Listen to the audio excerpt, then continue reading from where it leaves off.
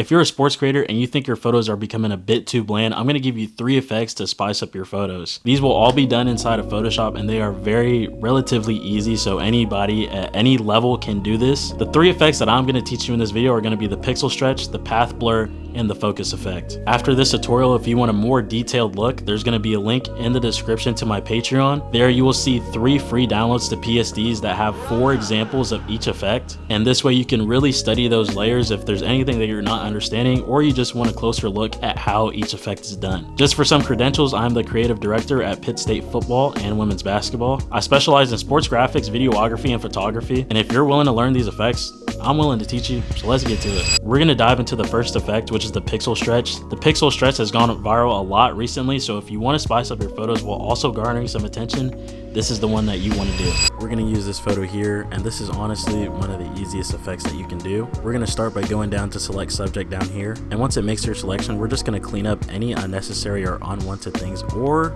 you can even add things that you want into the selection. I'm going to be using the lasso tool, and I'll be holding Alt or Option to get rid of this extra player here. And then to add in the hair, we'll just be using the quick select tool. And then once you have everything selected, you're going to do Command J or Control J depending on what you're using.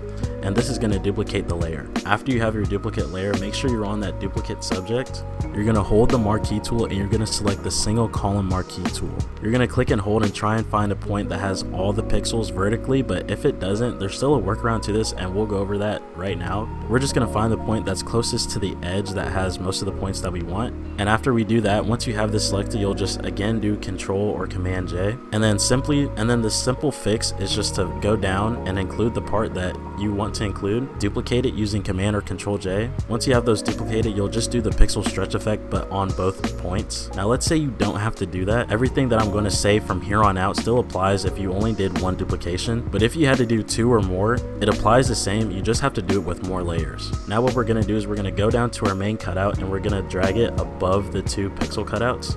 You'll then select one of your pixel cutouts. You'll do Control or Command T. You'll hold Shift and you'll select this middle point and you'll just drag this out.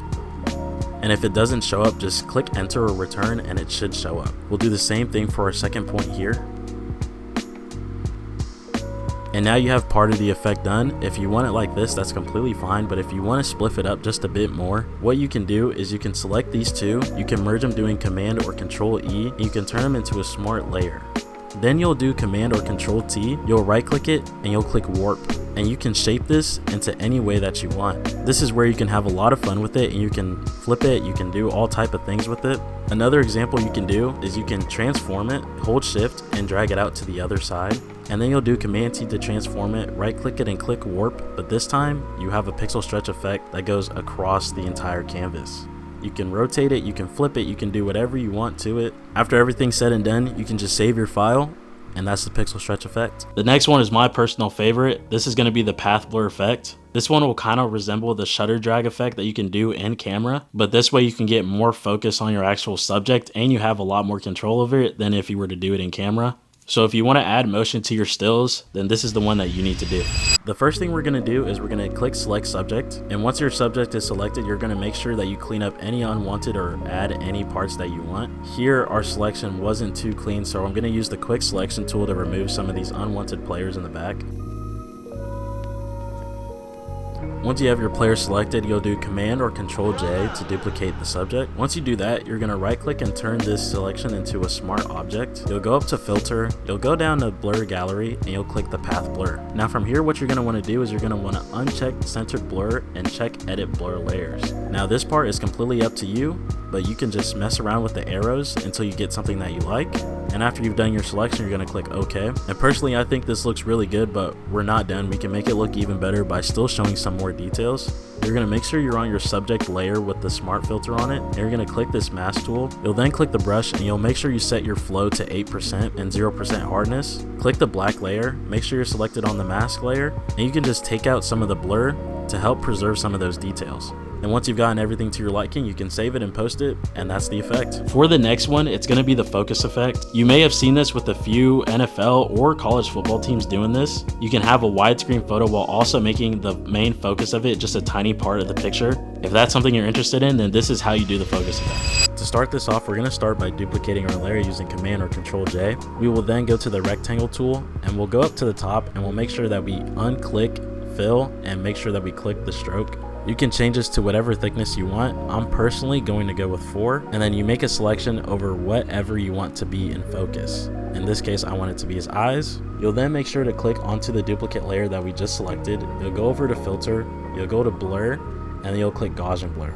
You can blur this as much as you want. I'm personally fine with 6, and then you'll click OK. We'll then click the marquee tool, and we'll make sure that we're inside of this rectangle, and you'll just make a selection inside of that. Again, make sure you're on the duplicate layer with the Gaussian blur, and you'll click this mask tool. This will cause the blur effect to be inside of the square, and honestly, if you like it like that, you can keep it like that, but for this desired effect, we're going to make sure that you're selected on the mask, and you'll click Command or Control I to invert the mask, and there's your effect right there. I hope you guys enjoyed that tutorial. Again, if you guys want a deeper look into these effects, there will be a link in the description to my Patreon with 3 downloadable links. Again, in those links will be 3 PSDs with 4 examples in each of them of each effect, and you can study and poke and pry at those and just look around and see if you're missing anything or if you just want to study and look at it. I'm also selling previous projects on there, so if you want to go study my previous sports designs, you can go ahead and do that. But anyways, I hope you guys enjoyed that video. Keep creating, and I'll see you guys later, I guess.